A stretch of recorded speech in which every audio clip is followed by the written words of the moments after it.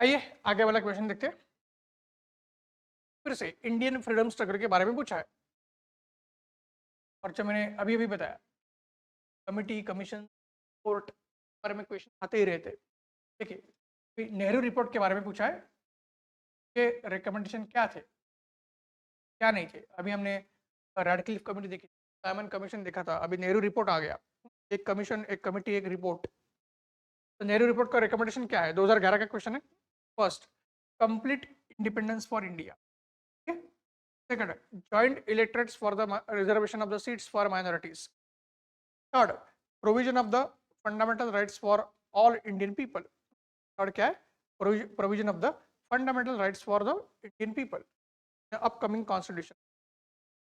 अगर आपने नेहरू रिपोर्ट के प्रोविजंस पढ़े हैं तो आपको एक चीज ध्यान में आएगी। नेहरू रिपोर्ट ने डोमिनियन स्टेटस ऑफ इंडिया को नेहरू रिपोर्ट ने क्या है?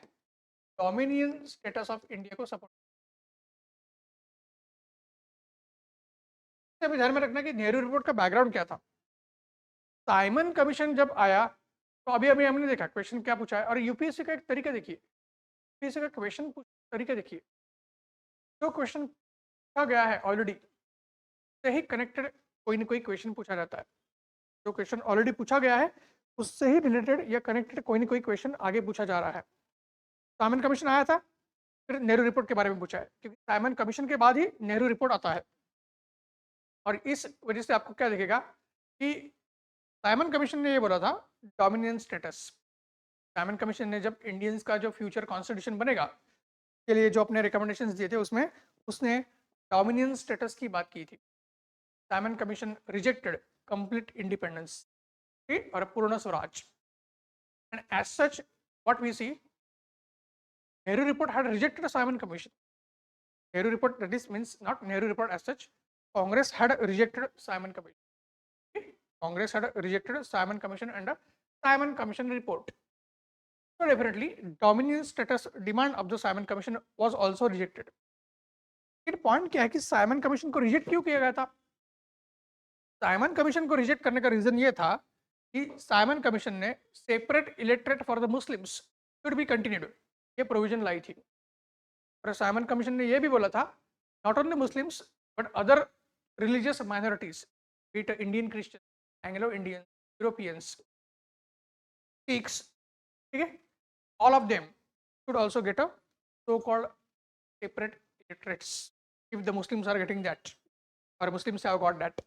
मुस्लिम्स को तो पहले ही मिले थे सेपरेट इलेक्टरेट्स, तो इंडियन क्रिश्चियंस हो गए, सिख्स हो गए, एंग्लो इंडियंस हो गए या यूरोपियंस हो गए, इनको भी सेपरेट इलेक्टरेट्स मिलने चाहिए।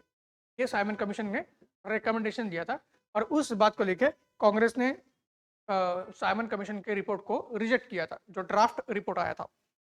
ओके, तो फिर ब्रिटिश गवर्नमेंट गुस्सा हो गए थे एंड British government had said and challenge the Congress that we are offering or we are bringing the constitution developments and reforms for you, that is the people of India, and you, the Congress, is rejecting everything.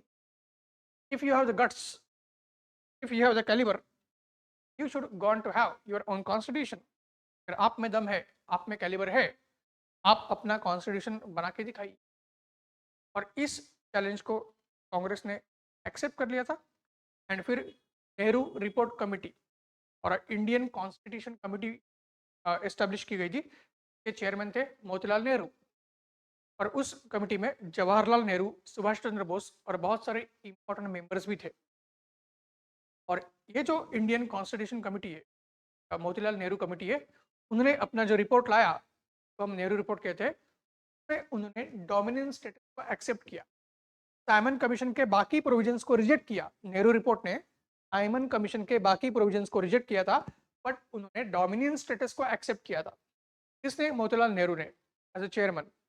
लेकिन यहाँ पे एक झगड़ा हुआ था, यहाँ पे एक क्लैश हुआ था। किसका? Father Motilal Nehru and son Jawaharlal Nehru. Father Motilal Nehru and son, उनके बेटे जवाहरलाल नेहरू का झगड़ा हुआ था।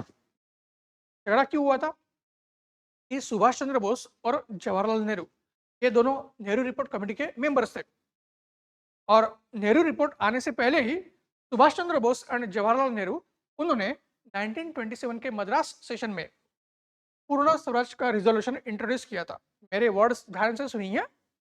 1927 के मद्रास सेशन में पूर्ण स्वराज का रिजोल्यूशन इंट्रोड्यूस किया था। इंट्रोड्यूस किसने?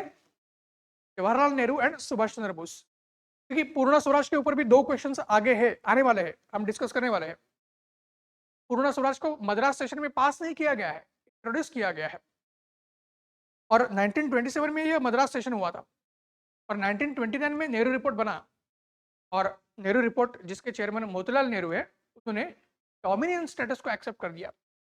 तो जवाहरलाल नेहरू एंड सुभाष चंद्र बोस, उन्होंने नेहरू रिपोर्ट के बाकी प्रोविजंस को एक्सेप्ट कर लिया। जवाहरलाल नेहरू एंड सुभाष चंद्र बोस जो है, उन्होंने नेहरू रिपोर्ट के बाकी प्रोविजंस को एक्सेप्ट कर लिया था, बट जो डोमिनियन स्टेटस की प्रोविजन है उसको अपोज किया था। क्योंकि जाहिर सी बात है, जवाहरलाल नेहरू एंड सुभाष चंद्र बोस जब ऑलरेडी वो पूर्ण स्वराज का रिजोल्यूशन ला चुके हैं, इंट्रोड्यूस कर चुके हैं मद्रास सेशन में, तो वो नेहरू रिपोर्ट में पूर्ण स्वराज देखना चाहते थे या पूर्ण स्वराज की प्रोविजन आनी चाहिए, ये वो इंश्योर करना चाहते थे। कौन? जवाहरलाल नेहरू, सुभाष चंद्र बोस। बट मोतीलाल नेहरू चेयरमैन थे, तो उन्होंने डोमिनियन स्टेटस के ऊपर ही इंडिया को अभी फिलहाल फोकस करना है, ये तय किया था। और इसलिए प्रोविजन क्या आती है नेहरू रिपोर्ट में? Dominion status. ठीक है, कंप्लीट इंडिपेंडेंस आता नहीं है। और इस बात को लेके जो झगड़ा हुआ, उसमें सुभाष चंद्र बोस एंड जवाहरलाल नेहरू दोनों ने रिजाइन किया। नेहरू रिपोर्ट जो कमिटी है के मेंबरशिप से सुभाष चंद्र बोस एंड जवाहरलाल नेहरू ने रिजाइन किया था। ये पॉइंट ध्यान में रखना है। ये कंप्लीट इंडिपेंडेंस नहीं है नेहरू रिपोर्ट में। और अगर कंप्लीट इंडिपेंडेंस है तो हमारे पास एलिमिनेशन तो है ही, जहाँ पे 1 है एलिमिनेट कर। आपके सामने अपने आप ऑप्शन क्लियर है and 3 both are correct provisions. बाकी प्रोविजंस अगर याद नहीं भी आ रही है, अगर नेहरू रिपोर्ट आने की वजह या उसका बैकग्राउंड भी पता है, तो पहली प्रोविजन आपको क्लियर हो जाएगी और उसके बेसिस पे आप आराम से करेक्ट ऑप्शन मार्क कर सकते हो।